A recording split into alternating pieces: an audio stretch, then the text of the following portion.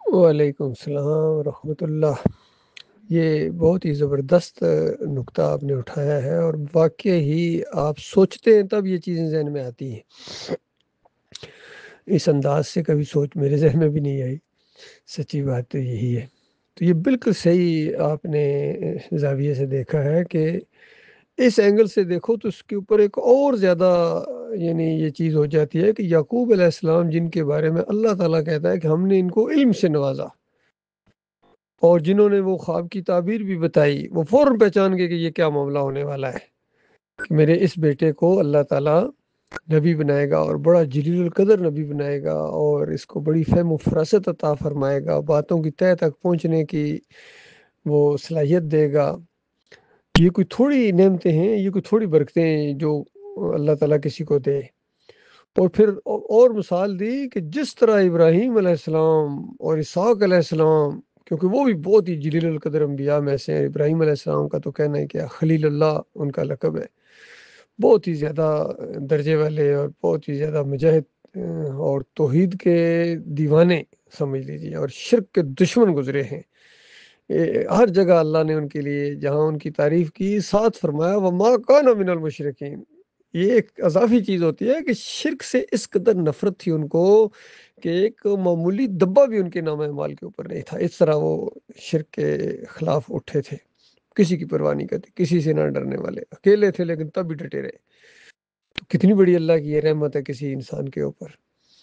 تو فرمایا تو یہ اس طرح اللہ تعالیٰ، یہ بالکل اسی طرح کی بات ہے جب اللہ تعالیٰ نے مومنوں کو حکم دیا کہ اللہ بھی اور فرشتے بھی یہ صلات بھیجتے ہیں اس نبی کے اوپر، مومنوں تم بھی صلات بھیجو۔ یعنی فرشتوں کا صلات بھیجنا، نبی علیہ السلام کے لیے دعائیں کرنا، بہت زیادہ دعائیں کرنا۔ سورہ المومن کے اندر بھی اس کا ذکر ہے کہ وہ جو فرشتے جنہوں نے عرش کو اٹھایا ہوا ہے، اور جو بالکل مقرب فرشتے ہیں جو طواف کر رہے ہیں، اللہ کی حمد و ثنا بیان کر رہے ہیں، وہ بلک بلک کر مومنوں کے لیے دعائیں کرتے ہیں کہ مالک ان مومنوں کو معاف کر دے، ان کو جنتوں کے اندر اعلیٰ درجات، اور ان کے آباء و اجداد اور ان کی نسلوں میں سے بھی جو مومن ہے یا اللہ ان کو بھی معاف کر دے۔ اس قدر لگاؤ ہے فرشتوں کا مومنوں کے ساتھ۔ تو اور اللہ کا صلات بھیجنے کا مطلب ہے ان دعاؤں کو قبول کرتا ہے۔ اللہ کسی اور کو نہیں کہتا ہے یا اپنے آپ کو نہیں کہتا ہے، اللہ تعالیٰ ان دعاؤں کو قبول کرتا ہے۔ جب ہم نبی علیہ السلام کے لیے صلات پڑھتے ہیں، فرشتے پڑھتے ہیں، تو ان دعاؤں کو اللہ تعالیٰ قبول کرتا ہے۔ تو جب نبی علیہ السلام سے پوچھا گیا ہم کس طرح صلات آپ کے اوپر پڑھیں، تو نبی علیہ السلام نے کہا اس طرح پڑھو، اللہم صلی علی محمد وعلی آل محمد کما صلیت علی ابراہیم وعلی آل ابراہیم، کہ اللہ محمد صلی اللہ علیہ وسلم اور ان کی آل، اور یاد رکھیں آل کا مطلب ہوتا ہے ماننے والے، ان کے پیروکار۔ تو یا اللہ نبی علیہ السلام کے اوپر، ان کی آل کے اوپر اس طرح رحمتیں اور برکتوں کی بارش کر جس طرح تو نے ابراہیم علیہ السلام اور ان کی آل کے اوپر رحمتوں اور برکتوں کی بارش کی۔ تو بالکل اسی انداز سے یعقوب علیہ السلام کہہ رہے ہیں کہ میرے بچے تیرے اوپر اللہ اس طرح رحمتوں اور برکتوں کی بارش کرے گا تیرے اوپر۔ تو کس قدر خوشی ہوئی ہوگی یعقوب علیہ السلام کو، اور پھر آگے جا کے یعنی یوسف علیہ السلام کو بھی، کہ اللہ کی کتنی نعمتیں اور برکتیں اس خاندان کے اوپر، اور قدم قدم کے اوپر اللہ تعالیٰ نے ان کو آزمایا، اور قدم قدم کے اوپر گویا وہ اللہ ہی کو سجدہ کرتے تھے، صبر کرتے تھے، شکر کرتے تھے، ایسا لگاؤ اللہ کے ساتھ۔ حالانکہ جو خاندان والے لوگوں نے کچھ تھوڑا بہت اعتراض کیا تو کہا کہ میں وہ جانتا ہوں جو تم نہیں جانتے ہو۔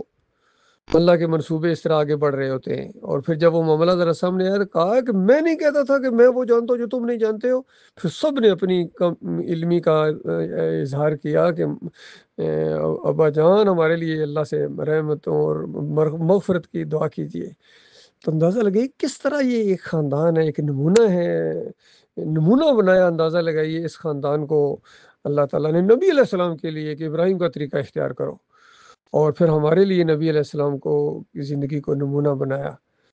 تو اس انداز سے وہ نبی جب یہ سارے مراحل سے گزرنے کے بعد مصر میں ایک رائل فیملی کی حیثیت سے داخل ہو رہے ہیں، اور دیکھ رہے ہیں کہ وہ بیٹا جو گم ہو گیا تھا کس قدر یہاں عزت دار ہیں،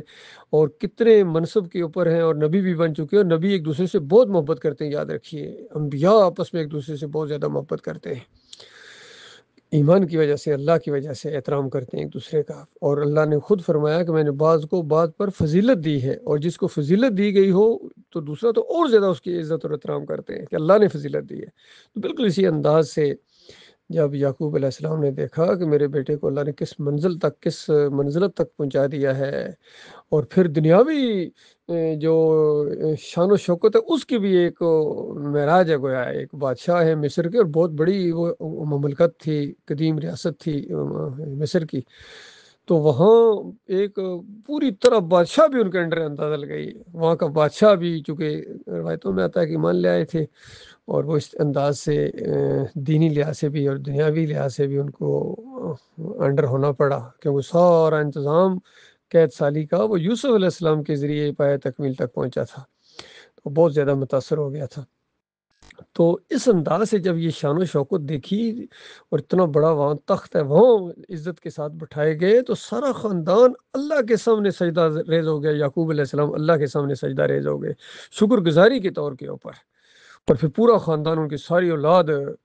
جو ہے وہ اللہ کے سامنے سجدہ ریز ہو گئے۔ تو یہ ہوا، سادہ سی بات ہے، پتہ نہیں ان کو کیوں نہیں سمجھ میں آتی، اصل میں یہ قرآن نہیں پڑھتے ہیں، جن کے دلوں کے اندر ذرا سا بھی روگ ہو، زیغ ہو، پھر ان کا وہ روگ جو ہے مرض بار آ جاتا ہے، ان کا مرض بار آ گیا۔ اللہ تعالیٰ نے ان کو آزمایا ہے، ہر ایک کو اسی طرح آزمایا اللہ تعالیٰ۔ دیکھیے جتنے آج بڑے بڑے علماء ہیں، بڑے بڑے وہ ہیں، میں نے آج بھی کچھ بیانات سنے، عقل حیران ہے، خادم حسین رضوی کس قدر گردانے جانتے ہیں، قرآن پڑھتے ہیں، تاریخ کے اوپر عبور ہے، ایک ایک واقعہ بیان کرتے ہیں، توحید کا واقعہ بیان کرتے ہیں، ساتھ نعرے شرکیہ لگاتے ہیں، اندازہ لیں یہ ظلم کیا ہے ان لوگوں نے۔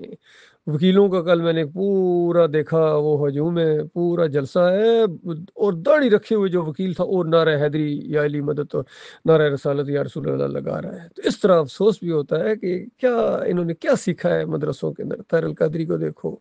طارق جمیل کو دیکھو، فضل الرحمان کو دیکھو، ڈاکٹر اسرار کو دیکھو، پوری زندگی قرآن کے اندر گزر گئی، لیکن پھر وہ وحدت الوجود